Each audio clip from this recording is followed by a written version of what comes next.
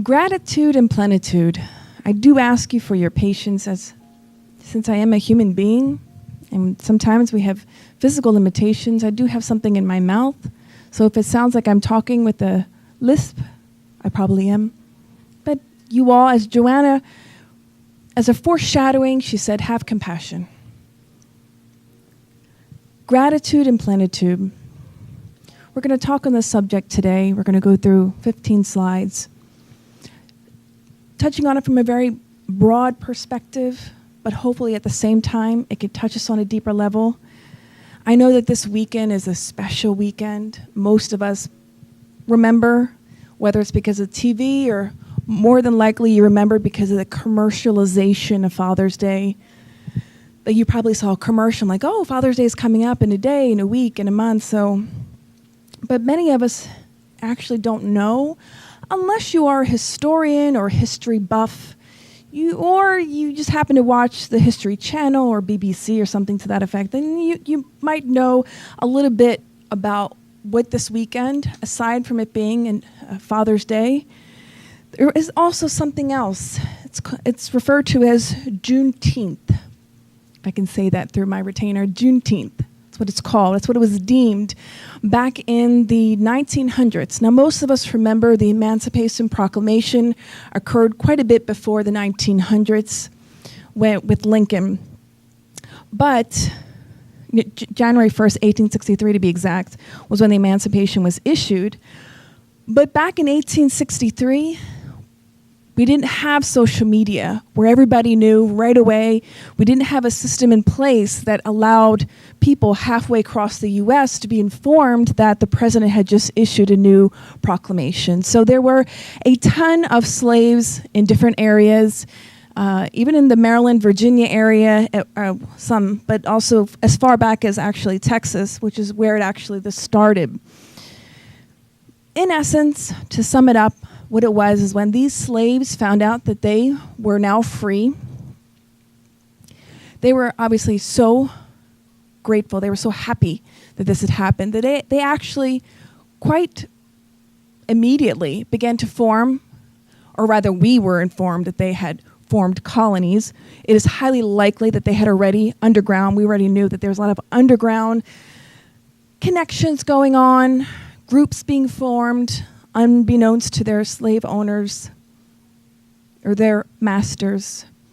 But what's quite interesting is that these were some of the official Juneteenth committee in Eastwoods Park, Austin, Texas.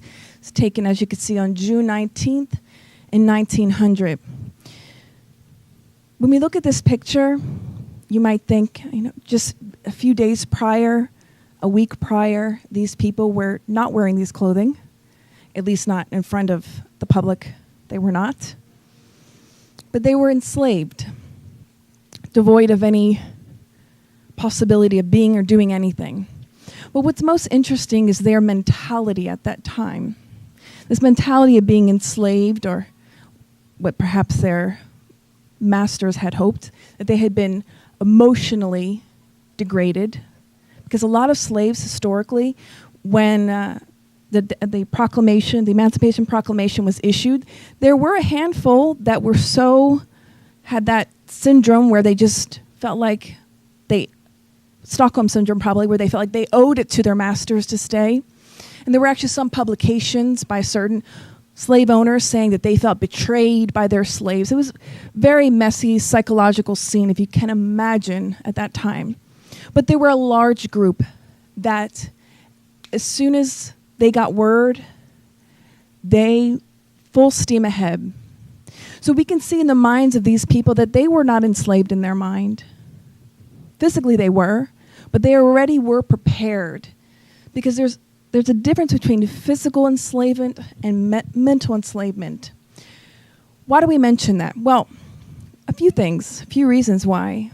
It's very difficult to get even to that level of feeling gratitude and reaching plenitude if we are so weighed down, in the sense we are enslaved by our subconscious mind. I know we've talked about this before here, about the subconscious mind, all that lies beneath. Most of us have seen that picture on the internet of the iceberg and the water, And the little tip is our conscious mind, and that huge iceberg beneath, that's our subconscious mind. There was a research, an article that was published in US Weekly quite a bit ago that they pronounced that humanity only really uses 5% of their conscious mind, and the other 95%, we are driven by our subconscious mind. For us as spiritists, we know that subconscious mind is not only all that which we go through in this life, but every other incarnation gets cataloged. Every single one. Now, if we were to remember every single one at this very moment, it would be like a computer crashing. It'd be too much information. That's why God allows us to forget, at least in part. But also so we don't, lose focus on our purpose. It's kind of like a researcher. When he has to research a specific thing, he can't research every single aspect. He's researching a specific aspect for a specific purpose with a specific hypothesis in mind. Say that 10 times. And why is that? Because we can't focus on a million things at once. Yet, a million different things may be influencing us on some level. Maybe not a million. Maybe a handful of things that just seem to speak louder. So the question that beckons us is, how free am I? How free am I? When those slaves were freed, some were really free. Started new lives, made their marriages legitimate, legally speaking. Many of them went on to prosper quite fast, quite quickly. But like I mentioned before, many, in their documented historical cases, never left their slave owners. Because in their mind, they were enslaved. Let me give a little bit more of a concrete example of this. Okay. How many of you have been to a zoo? Any zoo? Most of us. Okay. Majority of the room. How many of you have ever seen an elephant in a zoo? Have you ever wondered why that elephant doesn't run away? Like if you've gone to one of those ringling, what are they called? Ringling Barnum and Bailey. When the ringmaster's walking this ginormous animal around the ring, has it ever occurred to anyone, why doesn't that animal just stampede and run away? Don't give away my talk, Yasko. Just kidding. No. Conditioning. So do we know how these animals get conditioned? So when they're a little baby elephant, they tie a rope around its foot. They tie it to a post. So that animal lives that way for the first, let's say, 3-6 months. And so it becomes conditioned that it knows when that rope is around its leg, it can't get away.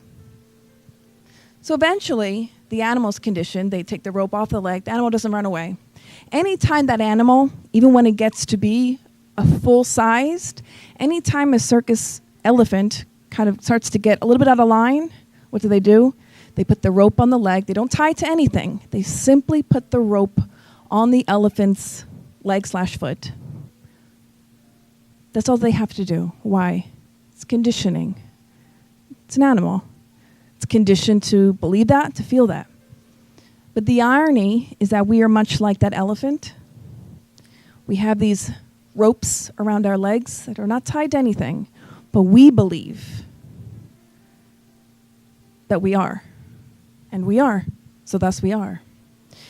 In the Spirit's Book, question 833, the question reads, is there something in human beings which escapes all constraint and through which they enjoy absolute freedom? And the Spirit's answer, it is through thought that they enjoy unlimited freedom, for thought knows no obstacles. Its manifestation may be hindered, but not erased. So in our mind, go back to those slaves. In their minds, they were free. So we always have to ask ourselves, how free am I? And how much does that play a part in my day-to-day life? Because again, in order for us to reach what Abraham Maslow would have referred to as self-actualization, or our full potential, to experience plenitude, we got to start from step 1. What's hindering me from reaching my plenitude, from reaching that? from getting there because we have barriers within ourselves. There's a fantastic book. Many of you may have heard of him, some not. Dr. Bruce Lipton. He was a cell biologist and a professor at a medical school for a good long time. He had tenure at that medical school, and one day he up and left his tenure, gave it all up, because he literally had an epiphany. He was traveling somewhere, I believe he tells his story. He was traveling somewhere and he had this epiphany about cell biology. Like most healthcare professionals and professors at his time, they believed in something called central dogma, which was believed to be truth. In essence, it says that our genes run our lives. So it doesn't matter what you do. If you have bad genes, you're done. But then he began to do research, and what he found was astounding. And he shares with us. He says, a cell's life is fundamentally controlled by the physical and energetic environment with only a small contribution by its genes. Genes are simply molecular blueprints used in the construction of cells, tissues, and organs. The environment serves as a contractor, quote unquote, who reads and engages those genetic blueprints and is ultimately responsible for the character of a cell's life. It is a single cell's awareness, quote unquote, of the environment that primarily sets into motion the mechanisms of life. He did this research where he changed the cell's environment that it was in, the agar, that which it was growing in. And he found that each time he changed the agar, but they're the environment of the cell, but it was the same exact cell, it reacted differently. And that's in part where he came about this understanding. Notwithstanding when the boom of epigenetics came around, a lot of us already know what that is. Epigenetics, in a sense, kind of just means control above genes. It means there's something else that's controlling things. It's not just the genes, in essence.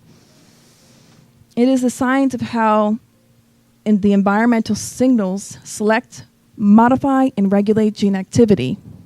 The activity of our genes constantly being modified in response to life experiences. So this is something interesting. When we talk about wanting to reach gratitude and plenitude, when we think about all the things that are holding us back, when we think about how we are living our lives, because what is plenitude, which we'll talk about here in just a second, what is plenitude but physical, psychic, emotional, mental, did I say physical? Well-being. It is the whole package. It's not just spiritual well-being. It's not just mental. It's also physical. And if I am physically ill, you can be physically ill and be sort of feeling good about that you are learning, that you are growing from that. But if your mind is not right and that is causing your physical illness, you want to be at peace, because there are people that have an illness that we've experienced and are able to look at it from a perspective of, what can I learn from this? How can I grow from this? What is the purpose of this? But not all of us are at that stage yet, and that's okay, because we are ever growing and learning. Something that Joanna tells us in her book, Psychology of Gratitude, but also, I believe, in Existential Conflicts. And these are just to show you one of the books that are basing today's talk on, and of course, the biology of belief as well. So if anyone wants to take a glance at it, it's a very good book. You also could go on YouTube. He has various lectures, Dr. Bruce Lipton. But what's interesting is what epigenetics is talking about, what Dr. Lipton was talking about, Spiritism had already been talking about for quite a while. I believe the book Evolution in Two Worlds was written in 1940s, might have been 43, might have been 48, give or take a few years. Well, what's interesting, let us explain the following, what it says. In chapter 1 of the book Evolution in Two Worlds, we took 2 excerpts, and it reads the following. Oops. Sorry, guys. The cosmic fluid is the divine plasma, the Creator's breath, or the nervous force of the all-wise. In that primordial element, constellations and suns, worlds and beings vibrate and live like fish in the ocean. Co-creation plan in a lesser plane. On a similar basis, the human intelligences that are at our level use the same cosmic fluid which is in constant movement in the universe for the co-creation in a lesser plane. They assimilate the corpuscles of matter with their own spiritual energy, thus forming the physio-psychosomatic vehicle through which they express themselves. Okay, that's pretty deep. It's a lot. I get that. But I wanted to bring this to match it up with what Dr. Lipton was talking about, what epigenetics is talking about. If you didn't know, there's this thing called the universal cosmic fluid. They're talking about it here. This cosmic fluid is a divine plasma. It's the breath of the Creator, the nervous force of the All-Wise, which would be God, whatever other name you want to give him.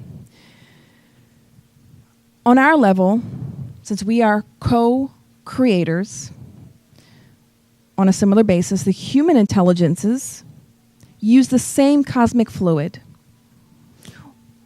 What is this telling us here? Let me utilize a more concrete example. It is the micro imitating the macro, or if you wish to see it, the macro imitating the micro. Doesn't matter. But have you ever, the very first slide I showed here today, you can see here, probably the Milky Way. You see, if we can imagine there's probably solar systems and planets all immersed, our whole planet in this fluid. But with something interesting, if you think about it, we are the universe in miniature. Remember, the universal cosmic fluid, then we have the planets, and it's all immersed in, and then all of us. And how we are made is also manipulating this as well. But if you think about it, what, without giving away the answer, what runs through our body and allows all of our organs to function appropriately, and the gas exchange happens utilizing this as well? The blood runs through our body. And all of these cells and organs.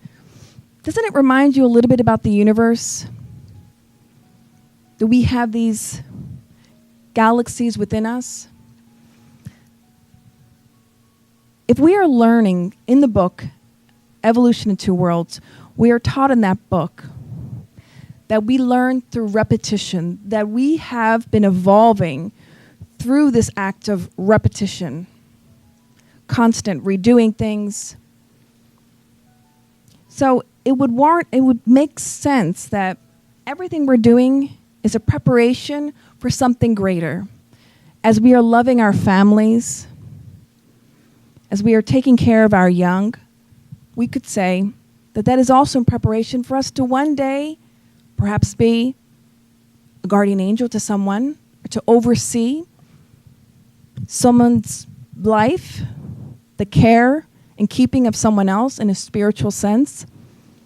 If we are able to manage our physical body, since we are cosmos in miniature, on a greater scale, it's kind of like Christ, or the many Christs, because they say Christ is governor of planet Earth, and the other planets have their own Christs, have their own governors.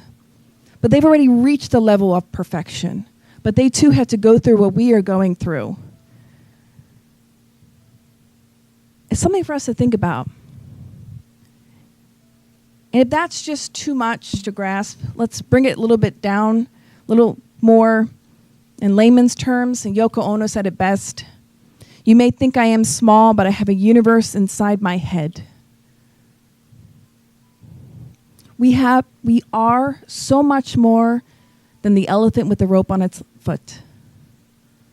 It's important for us to know that, to understand that. Above anything else that you take home today, think about what are your ropes, because that is what holds us back from plenitude. And this is not from any book. It's from ourself. The biology of belief shapes our inner world, and like glasses, it can modify, good or bad, how we see things and our own overall health. That includes physical, mental, spiritual health, mental health.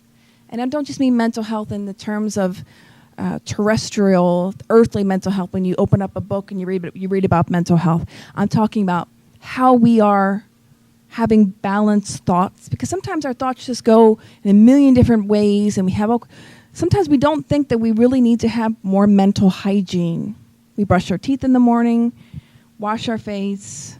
If you are a morning shower person and you shower, you have physical hygiene. You clean your bedroom, you wipe things down, you make sure you eat organic, you try to eat less meat, more vegetables. Those are all hygienes for the physical body in a sense, taking care of your body, right? But we don't seldom think about our thoughts, the kind of thoughts we're having. In chapter 5 of this book, Joanna says that some people that suffer from behavioral issues or psychopathological issues comes from previous life's existences for having very unbalanced thought processes and not having this good mental hygiene. So let's get into it. Why have I been talking about our perspectives or our reality? That's what I've also been saying in so many ways. Because how we view things, Joanna tells us in chapter 5, and somehow throughout this book, that it's a barrier. When I show you this picture, what do you think of besides maybe your childhood cartoon? You may or may not. I think this was the 80s.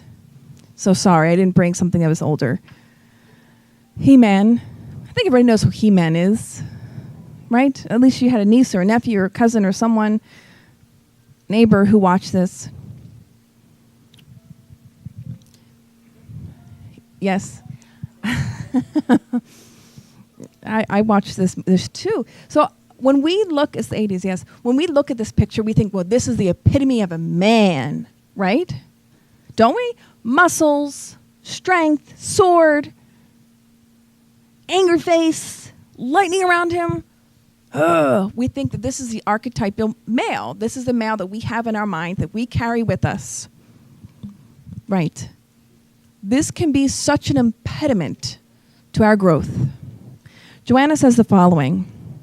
In such context, when a man expresses gratitude, he is seen to be in conflict with his own sexuality, with predominance of the anima in his behavior.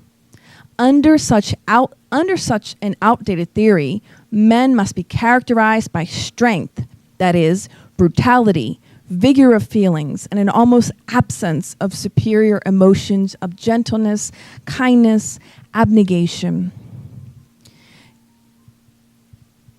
It's hard for us to practice gratitude when we have so many prejudices against men expressing their feminine side. This has been going on before my time, which wasn't so long ago. But when men were more sensitive, they were called gay, even till today, by other men, by their colleagues, by their perhaps siblings, behind their back. Likewise, on the opposite end, when a woman gets muscles, works out too much, she's seen as, you look too much like a man. You're too manly. Or if a woman isn't as sensitive or isn't in touch with her animus or the more so her female aspect of her, she's seen as, that's not a woman, that's a man. And we degrade them. That's a huge problem. It's quite interesting, right? Why would this be in a book about gratitude? Why? It's a rhetorical question, just for us to think. We ask ourselves this question as well. What does this have anything to do with gratitude? Because if people aren't allowed to express, if men and women aren't allowed to express the anima and animus within them, they're degraded, especially men.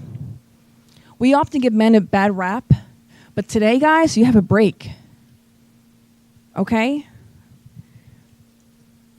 She's educating us to not make those mistakes anymore, to stop calling people gay as if it were a derogatory term, as if it were bad to be gay, because it's not.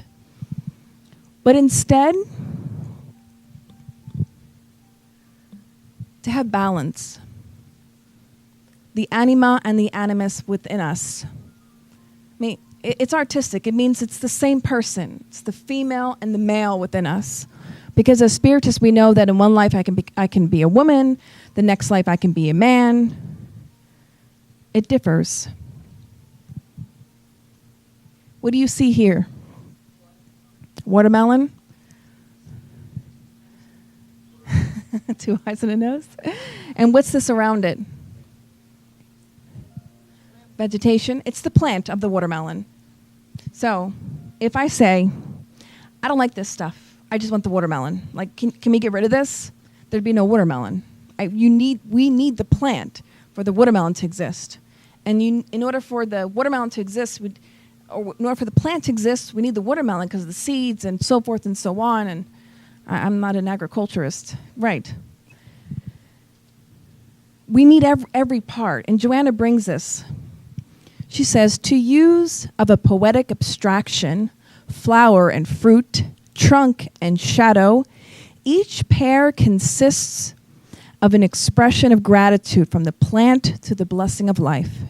Everything in nature that is beautiful, noble, fertile, and aesthetic constitutes its own gratitude for being a part of the spectacle of life. She goes on to say that her point is, the anima and the animus, both aspects of ourselves, are important to achieving plenitude, to make peace.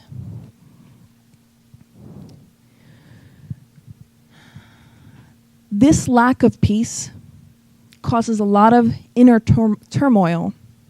Now, whether or not it's true, what happened recently in Orlando, that the person who committed the crime was really gay or not, doesn't matter, it doesn't take away from the crime, but it makes us understand. But let's say, as a case study, and purely, because we're not here to judge, that's for God to do. Let's just say that he was gay, but in his culture and in his belief, he thought he wasn't allowed to express his true self, so he internalized. He wasn't able to express the anima within him, who he really was, whatever it was within him, whatever he was repressing. And I'm sure he had some sort of spiritual disturbance as well, and a slew of other things that it's not so simple. I'm sure it's extremely complex, because people don't go from one day to another having homicidal thoughts, and don't do things unless you have serious problems. But sometimes when we look at somebody physically, they look normal. You say, wow, this looks like a normal human being. But as Gugino had shared with us this Thursday, there are savages, spirits that are not fully evolved yet, that come in a physical form that looks perfect, healthy, physically speaking. But really, on a spiritual level, they're kind of, we don't want to say something degrading, but they haven't reached our level yet. Not quite. Savages do things like that, have complete disregard for human life. So when we think of people like that, they need a tremendous amount of prayer, because the consequences are what are going to happen to this spirit moving forward are going to be immense. And it's life. And we can only pray for one another that we remain strong and hopeful. But that's why it's important, self-acceptance, because we can't live at a happy state if I don't accept myself. One of the things she recommends for people, for all of us, and we're going to give these tips at the end, but especially those that are suffering with great turmoil within themselves, great conflicts within themselves, is to start a gratitude journal, begin to have the action of gratitude. We are saying start a gratitude journal because it's physical, you're physically doing something, but to begin to act out gratitude. Another book I wanted to bring to help illustrate another point about the necessity to be grateful in our lives. This is a rather old book. I stumbled upon it rather accidentally. I was looking for audiobooks, and on YouTube, I just found this out. You can look for free audiobooks, and they have a ton of free books that you can listen to if you're driving, if you're cleaning your house or whatever it is. It's called How to Stop Worrying and Start Living: Time-Tested Methods for Conquering Worry by Dale Carnegie. Can we just say this is a phenomenal book? I don't know why more people don't know about this book. But he tells a lot of stories. A lot of stories in this book. And one of the stories I wanted to bring was about gratitude. And the story is about a man named Harold Abbott. He wasn't really anybody that famous. He just so happened to be a grocery store owner. He had invested a ton of his money. This is back in like the 1950s. Mind you, because this book is old. So a lot of his stories are from that era. Not that there's anything wrong with that. The book is phenomenal anyway. He tells a story about this man named Harold. Harold invested a lot of his money, a lot of his fortune in grocery stores. Well, things happened and his store went south and he was just destroyed emotionally. And he had to go borrow money, which he really didn't want to do. But he had to borrow money to dig himself out of this hole. And he said this particular day when he came to terms about what was going on in his life, and he said that he was broken. And he had to walk to his bank. And he said, during my walk to going to my bank to take out a loan, he said, I was very downtrodden, kind of just walking down, looking down at the ground, and almost bumping into this gentleman who was in a wheelchair. And he said, literally, this happened over a period of like 10 to 15 seconds where my life completely switched. He said, I was walking by really downtrodden and depressed and thinking all sorts of morbid thoughts. I looked at this man in the wheelchair who had no legs and was propelling himself with what looked like wooden bricks or some sort of thing. He said it was such a sight that it warranted anybody feeling sorry for this guy. He said, and when I walked by him, the man looked up and had this huge smile on his face. And he said, good morning. How are you doing this fine day? And he said that just shocked him so profoundly out of his state, his emotional state. That he said, I thought in that moment, in those brief seconds, how can this man be happier or be happy when he has literally nothing? He's a homeless man on the street, has no legs, and is propelling himself in a wheelchair that's really not a wheelchair. It's just something with wheels, and he's propelling himself with what looks like bricks. And he said, I have no reason to be upset with my life. I still have my home. I think at least I have food for today. I'm able to take out a loan, although I feel disgraced. I feel I've shamed my family. But this man, he said, I just stood there and watched him. He just seemed so happy and so joyous. He said from that moment on, his life changed. He originally was going to go to the bank, and again, this is going to date the time period. He's originally going to go to the bank to ask for $100, and that was a lot. He decided he was going to ask for $200. And that instead of telling the banker, well, I'll probably go and get a job somewhere else, he was going to tell the banker, I'm going to get a job and I'm going to do better. This small moment was enough for him to say, I have nothing to be ungrateful for.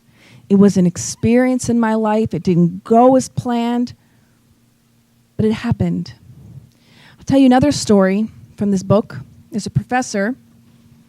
He gets all of his students to come next to this huge metal sink. And the professor has a glass of milk and a glass of milk. And all his students are looking around, and he doesn't say anything. He goes up to the glass of milk and pushes it into the metal sink, and it shatters immediately. And there's glass all in the sink, and there's metal. And the students are looking at him like, what the heck? And he says these words, don't worry about spilled milk. It's spilled. It's done. Get over it. Move on with your life. One of the students that were there this day, because sidebar, when this book was being written, Dale Carnegie had asked for people to write to him about stories that they had experienced that inspired them, about gratitude, about happiness and joy and all these things, and how not to worry, and how they began to live their life full of plenitude. And this particular student, and probably others as well, said that after that, he stopped worrying and started being more happier in his life, experiencing more plenitude, because he had been like that elephant with the rope on his foot, believing he was enslaved or in a cage somehow. The student said, that changed my life. I stopped worrying about things that I had no control over, and I just started living my life with intention, with being happy for the present and not for the past. So there's a lot of psychotherapy in gratitude, Joanna tells us. And as we see, this is not merely in Spiritism, this is across the globe. This is this belief that gratitude, there's millions of dollars being put into gratitude research. We've talked about it before in other lectures, but there is a lot. Dr. Emmons does a lot of research. You can Google him on gratitude as well. There's research that actually legitimizes the science behind gratitude. So this is not just fluff talk. This is real science.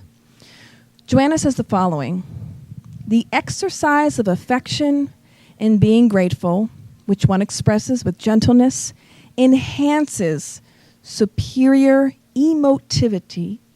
It impoverishes selfishness and develops the self, freeing it from some of the impositions of the ego, thus facilitating the communication along the axis between both, between the self and the ego. The ego is not a bad thing. Unless you become egotistical, narcissistic, then that's a really bad thing. That's not what we're talking about. Ego is not bad. It's there for a purpose. It filters things. We've talked about this before.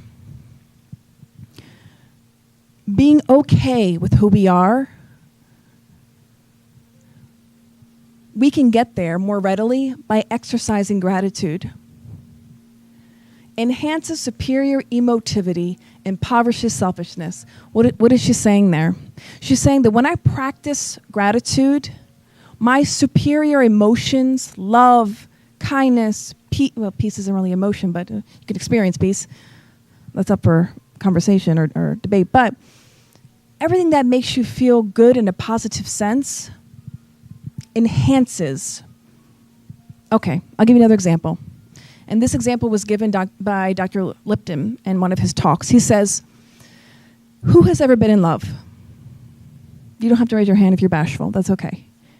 But with the exception of some teenagers in the room, the rest of us, perhaps, maybe once. Let's try to jog our memory a little bit. Sorry, guys. Let's jog our memory. Remember the last time we were in love. Now, I mean in love, where you forget about eating, sleeping, everything is that person. You eat, sleep, and breathe that person. Can you remember your health at that time? How your health was? I actually had to go back and I had to ask myself this question. I'm like, yes, no, that's true. Yeah, yep. You more than likely were in the best health of your life, or better than in other moments in your life where you were going through lots of struggles, a lot of pain and suffering. Why is that? Why? The environment we were exposing ourselves to was happy, was positive. It's kind of what gratitude does. It enhances everything. Who's ever read the series of the vampire series? What's it called? Twilight? So if you've ever read it, so when you become a vampire, it enhances all of your emotions. I'm trying to use something concrete because we have teenagers in the room. So, and something that's relevant perhaps to their experience. So we don't have to become vampires, don't worry. But we can become, our emotions in a positive sense can be enhanced and impoverishes selfishness. We stop to be so selfish. And a lot of the issues that we had begin just to fade in the background of our mind. They don't completely go away. They just sort of become like a quiet whisper in the background. Like they're there, but you're focused on something else. She says, psychotherapy of gratitude. It's a preventative measure for ailments and a curative one for conflicts. It's present in all relevant works of humanity, be they of philosophical or religious nature, be they in the behavior of the great entrepreneurs of society, martyrs or saints, thinkers or mystics. That's why we have pictures of Gandhi, of Jesus, of Jung, Maya Angelou, Saint Teresa de Avila. She said it's across the globe. It's everywhere, she's saying. Basically what she's saying, universal truth of gratitude, it's everywhere. It's in the mystics. It's in the entrepreneurs that are pushing humanity forward. The philosophers, the religious arenas. It's everywhere. We can observe it.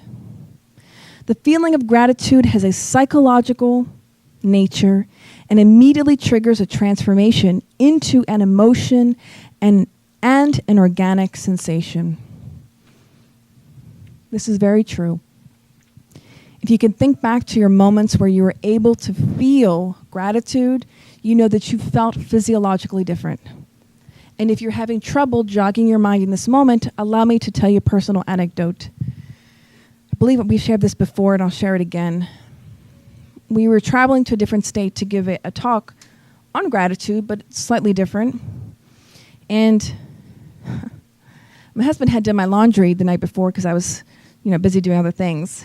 And we got up very early in the morning. It was still kind of dark. Throw on my clothes and whatnot, and we're traveling, and it's still kind of dark. So we get like 10 minutes from the place, and of course it's daylight out, and just kind of fixing myself. And I just happened to look down at my pants, and what do I see? For us women, because let's be honest, well, for anyone who does laundry, I'm sorry, let me not be sexist here. That's hypocrite. For those of us who actually do our laundry, have ever experienced this? When you use the wrong detergent and it becomes discolored, becomes sort of bleached a little bit in some spots. So I look down, here I am about to give a talk in front of all these people, and I have bleached pants. Like, this isn't the 90s, guys. So in that moment, I became, from 0 to 60 was my anger that quick. And then probably my mentor was like, hey, what talk are you giving today? Gratitude.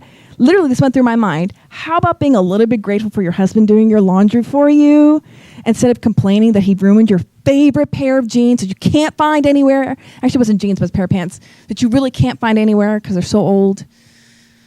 So all this transpired in my mind in a moment of a few minutes, and my husband had no idea. But then all of a sudden, I went from like being tense and everything and feeling hot and angry to I felt when I accepted that thought as my own, I said, you know what? I'm so thankful that he washed my clothes for me because he didn't have to. Even though we kind of share that role. We don't have that, like women do this in the house. We share that role. Once I began feeling that gratitude, I felt completely different. My physiology, my heart rate calmed down. I could feel the physical effects in my body. So I want you to try that in your lives. Try it before you get angry or before the problem arises, but we are not perfect, so what happens, happens. So I want us to sort of test this theory a little bit. We do believe it, but it's good to feel it. So I want you to turn to the person next to you, whoever it is, and tell them what you are grateful for. You have 2 minutes.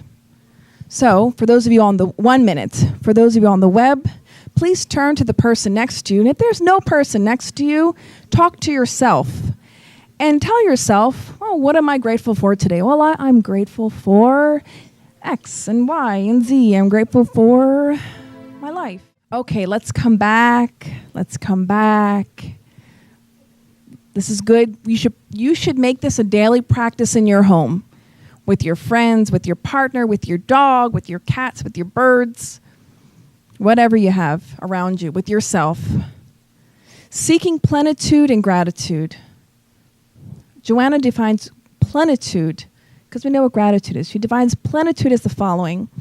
She says it's the state of harmony among the psychic, emotional, and organic manifestations that are a result of the perfect integration of the mind, the self, which also possesses some form of shadow, and the ego, which yields to the other two without struggles in order to cooperate towards unity. So all aspects of ourselves, that is plenitude. Now you might say to me, Kirsten, I have so many things to work on in this life. I don't know if I can solve all of them. That's okay. We're not talking about solving everything. That's not what plenitude is, but it's finding peace with all that which I am. And being grateful to know that I have many incarnations to still love more, sow more, grow more, rectify any issues that I still yet have to work on. It's something to be grateful for. Grateful that I have the awareness. And some people might say, Kirsten, I have so much turmoil, I just can't reach a level of gratitude. Where Joanna says, if you can recognize that you can't yet be fully grateful because of X, Y, and Z, that's already a first step. You are already in the level of self-awareness, the beginning steps. You know that you're not there yet because there are people who may think that they are, who aren't aware at all. We're all on different levels. So let us not be discouraged. She says a few other things we wanted to share. It is natural to desire the possession of values that can provide a state of well-being, a healthy social experience, or an enriching affectivity at the same time that there may be events of sadness, bitterness, or loneliness resulting in an escape from reality without psychological damage to their inner structure. What is she saying? There are going to be happy times, there are going to be sad times. That's okay. As long as we're not having that psychological damage. Because then that's a different story we're talking about. Well, we're going to have, during our evolution, these periods where we have some rough patches, and that's okay. But she also brings a little bit more psychology. She says the following, that individuals under severe conflicts, remember before we talked about the archetype of the shadows, the unconscious mind, or subconscious mind for that matter, all that which we sort of repress down, or things that we just are not aware of. She says, individuals under severe conflicts take refuge in dogmatism, which springs from ignorance. Such escapism allows them to transfer their insecurities and anguish to others and preclude them from enjoying a familiarity with happiness, all under the justification that earth is a valley of tears in which suffering must be cultivated. This reminded us a little bit about things that happened recently in Florida, but also a conversation we had with a friend of ours, that there are people who take things to extremes in every arena of life, whether religious or not. There are people that take things to the utmost extremes.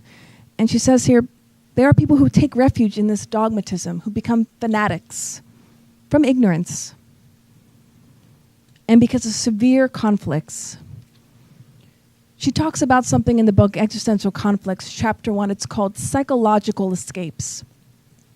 She says from time to time, in order for us to deal with the reality and all that we're exposed to, all the stimuli and stressors, she said it's normal from time to time that we have these things called psychological escapes, where we sort of go into our minds and imagine ourselves in Hawaii in a beach, sunbathing or surfing or at the luau or whatever, because sometimes we need a mental break.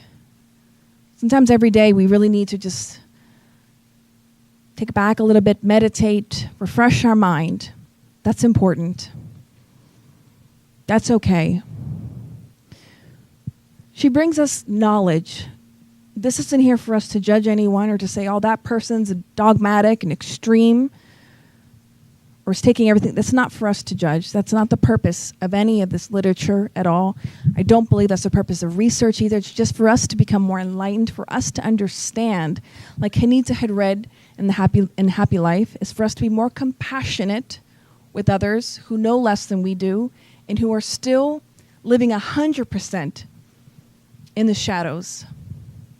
And I mean that in a psychological sense, not in a literal sense, but I guess in a sense it is the shadows. When we are more driven by our bad tendencies than we are by the goodness that is within us. Because each one of us have that part of us, our bad tendencies. Some just speak louder than others. She talks about gratitude in action. She said personal gratitude, it can expand and become a collective sentiment and generate social and spiritual balance to humanity. That's pretty impactful. She basically is saying that when I practice gratitude, when I go home and I write in my gratitude journal every morning, and when I reflect throughout the day, and when I talk to people and express my gratitude, she says that that's contagious, that affects the populace. It expands and becomes a collective sentiment. It affects the collective unconscious. That's why it's not a surprise to us who understand this mechanism that one thing after another kept happening in the state of Florida, because everything affects everything. And believe it or not, what's happening there affects us here. What happens in Syria affects us here on many different levels. That's why it's so important for us to really do our best that we can in our lives. People say, oh, what can I do? Do I go to Syria? Do I donate money? Sure, do those things. Pray for them. But you know what you really can do? Be the best person you can be. Because your vibration of being a good person, loving your neighbor, caring for whomever you encounter, you are sending out a vibration that's affecting other people, that's affecting the populace. So we don't have to do huge things. Not all of us have the mission to be like Maya Angelou, Oprah, to really talk to the masses. But for the majority of us, that's not our mission in this life. Sometimes our mission is only to be a good person. That's it. She goes on to say that gratitude must be transformed into a way of life, a means of surrendering oneself to the process of inner growth and progress. In that moment, in our car ride, I had to surrender to that process of inner growth, of releasing anger and accepting love and gratitude. And boy, what a gift that was to myself, and consequently to those in the car with me. But think about that on a global scale, that what I do affects the masses. We can read about that in the Genesis. What we do as individuals, as societies, and then as a planet, affects other planets, affects our solar system, and thus affects other solar systems. So please believe that when we do things that we shouldn't be doing and it affects other planets, that's a problem. So it warrants us to do something so simple as practice gratitude. The ripple effect of that, if each person could just, independent of their religious affiliation, could practice gratitude just once a day, write something, one line in a journal every day, that's it. Not even a paragraph, one line. Today, I'm grateful I could get up and I saw the sun as it was rising, and the sun rays glared through my window, and it made me happy. I mean, that's a little bit poetic, okay, a little bit much. But it could be, I was happy I saw Mr. Squirrel today. He made me laugh. It could be something simple. Let's not complicate it. Gratitude must be rehearsed, must be exercised as a form of behavior. We are creatures of habit. We can make it a habit in our lives. When she says must, it's not a command. She's educating us for plenitude. She's saying that when we practice this, it's the best medicine. It's the best medicine. If you get a chance to go on YouTube and listen to the audiobook, what's it called? How to Stop Worrying and Start Living by Dale Carnegie. You were going to listen to at least, I'm only through chapter 5, 6 now, I think, maybe. I mean, there's like over 50 stories he shares that are so uplifting. People that went through so much hardship so much turmoil, went too far, in their lives, that when you hear their stories, you begin to think, wow, well, if this person went through all that, I think I can deal with my stuff too. I think I can overcome this. I think I can begin to see my life more profoundly and not be stuck on the little things. Dr. Richard Carlson, a psychologist who has since passed away, I think in 2008, he wrote a series of books of Don't Sweat the Small Stuff. He became popular in the 90s because of it. Why? Because it was simple. Stop worrying about the little things. Look at the big picture. Be happy. Cultivate love. Cultivate gratitude. There are spirits like him who have incarnated in this earth to push this message, independent of religious affiliation. Be happy. Don't be held back by the old person inside of you, from the old tendencies, bad habits that imprison us. Stop being like that elephant who has the rope around his leg. It's an illusion. We're going to leave you with 9 tips that are good. You can Google this and find this online. Here are the tips. Number 1, notice your day-to-day. I'm going to make this bigger. No, I can't. Notice your day-to-day world from a point of view of gratitude and be amazed at all the goodness we take for granted. The video, A Good Day, from the TED Talks, can get you in the right frame of mind. You can Google TED Talks. They also have TED Radio Hour. If you want to put it on your podcast, it's great, uplifting talks. Keep a gratitude journal. All it requires is noting 1 or more things you are grateful for on a daily basis. No fancy notebook, no computer program required. If you identify something or someone with a negative trait, the cold conference room, switch it in your mind to a positive trait, the conference room with a great view. Simple things. Gratitude requires humility, which the dictionary defines as modest and respectful. Explore where it fits in your life. The article, Humility, a Quiet, Unappreciated Strength, is a good start. You can Google that. Give at least 1 compliment daily. It can be to a person, or it can be asking someone to share your appreciation of something. I love how quiet it is in the morning, don't you? When you find yourself in a bad situation, ask, what can I learn? When I look back on this without emotion, what will I be grateful for? Or in the words of Dr. Paula Schmidt, where's the lesson in this? Where's the lesson?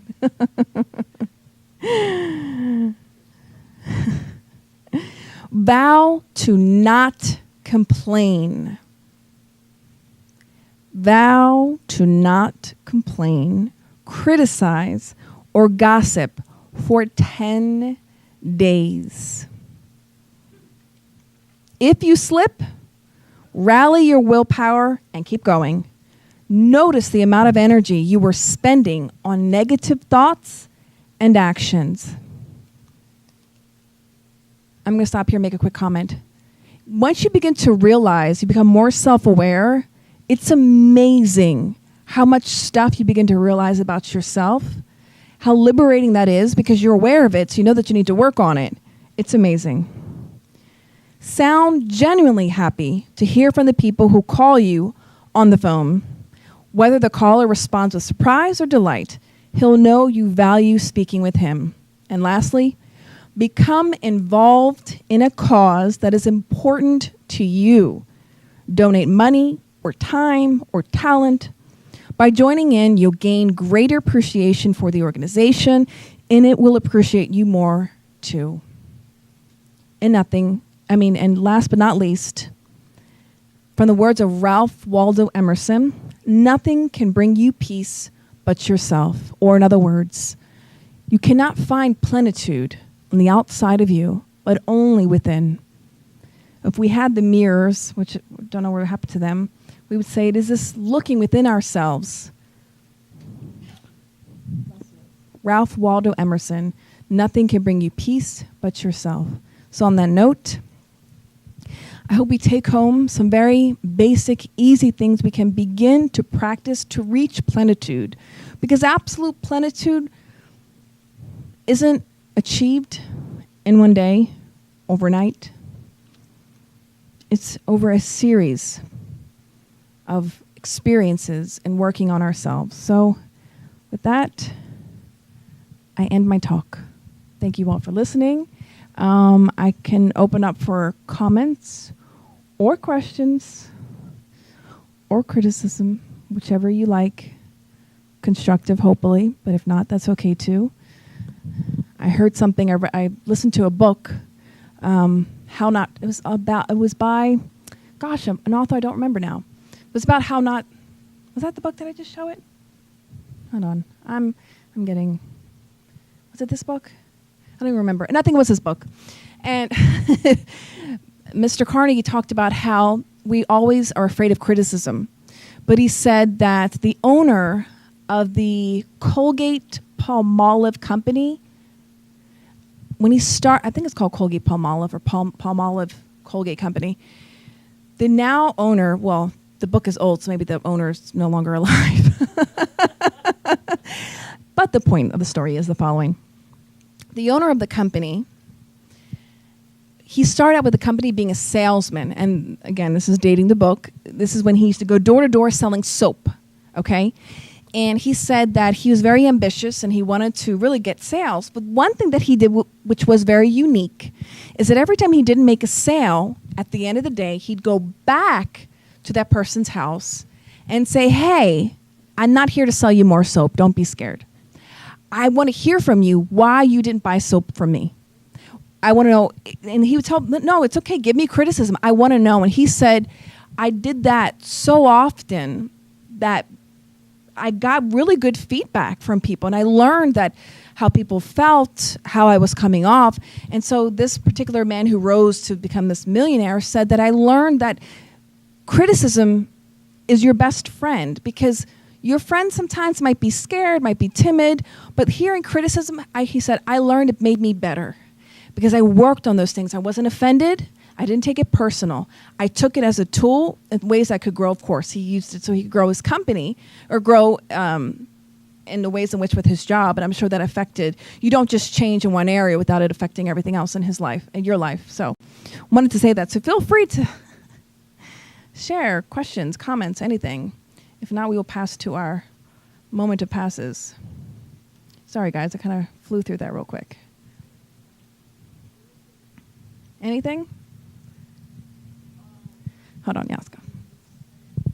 I don't know if it's within the same way, but for me it works when I have a problem. I have to picture very quickly a scenario that could be worse than that one that I'm experiencing.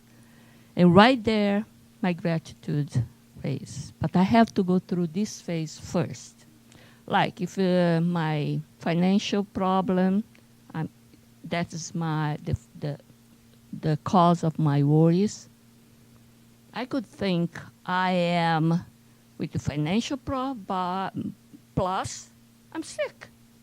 I could not even go to the bank. I could not even try to work 2 jobs or something. Or if you're almost, I had an accident. How about if I had an accident? So I think for each one of us, we have to use some mechanism. Knowing now from your talk that the gratitude is the tool, but how to grab this tool for you, for each one. For me, it works like this. Is to picture a worse, and it could have been worse. Thank God it wasn't so worse. Something like that. I don't know what you think about. No, I think that's great. In the book that I showed you that Dale Carnegie wrote, he said that if you get the actual book, it'd be really good because they have a series of questions. Just like you said, when you begin to experience a hardship, the certain question you ask yourselves, and you kind of go through the motions of, well, how bad, how much worse could this have been? what can I do to make it better? If I can't do anything better, then I accept it and look at all the positive things that can potentially come out of this. So I agree with you. It has to be a series of thoughts. I personally am always looking for the applicability, like in the most basic ways. Like, how can I break this down into actual real life practices? But I think that when you begin to practice daily gratitude, you sort of surpass a lot of issues that you might have had you not already been in the mindset of being grateful, being in a different kind of state. But having said that, I think there still will be circumstances where it's going to trip you up. And I think it's good. You already are in the habit of, okay, this could have been worse. It could have been a lot worse. If we can begin to even look at it that way and look at gratitude from that perspective, like, well, this could have been terrible. And some of those things you can read in Joanna's book, The Psychology of Gratitude, and Dale Carnegie's book, and Dr. Lipton's book, that teaching our children how to be grateful is really important as well. But I think, Johnny, you want to say something? No, I was just going to add to what she said.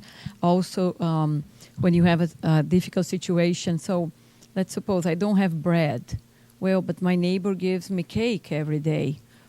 So, my God, how grateful I am for this. So, another thing that I call my attention from Wayne Dyer, that he said, if we always think like this, don't suffer for the things you don't have. If you don't have, if you're not given that, maybe you don't need that.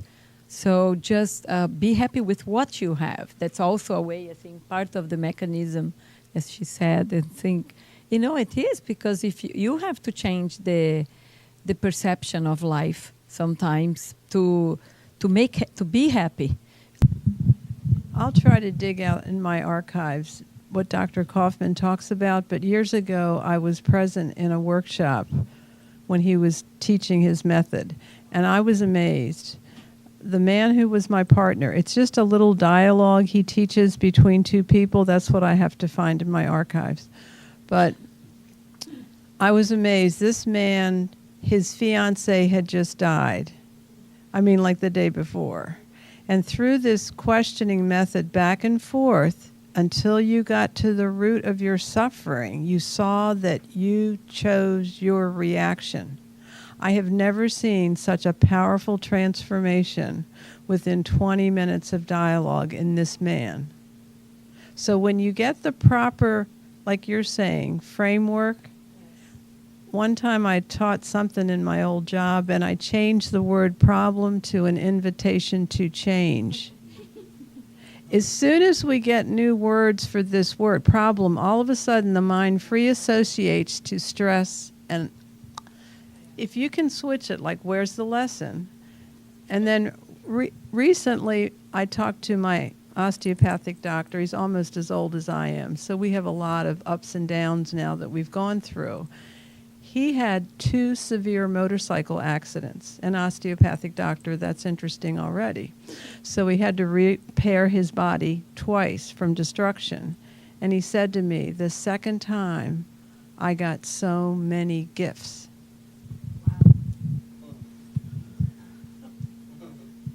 If that isn't powerful, I don't know what is. And I agree. Although at this very moment I can't think of a text in a book, but I agree that reframing and renaming things changes how we deal with situations, and that we are, as a society, as a collective unconscious, as a collective consciousness, that we are taught and we learn behaviors to react a certain way, how we should be reacting to death and the dying, and how we should react to this. And routinely when, for instance, when your kid goes off to kindergarten, the first thing other mothers ask each other, did you cry? Are you going to cry? And I question that, and it makes sense, and I'm not saying anything wrong with it, because I shed a few tears the first time. But then I began asking myself, because I've always been a little bit of a rebel, and think outside the box. It's not a rebel, not rebellious, I just think outside the box. But why? Why have that reaction? Who said I had to have the reaction? So it begins, and I think it's good that we think those things, because we begin to open up our mind to say for the possibility of greater things and not being stuck like the elephant and the rope. So it warrants us to think a little bit more that we have this huge universe inside of ourselves, that we're not small, But we are great, that we come from greatness, and we are destined for it. We're just on this pathway, that's all. So thank you all so much for listening and participating and asking your questions. We're going to move to our passes session.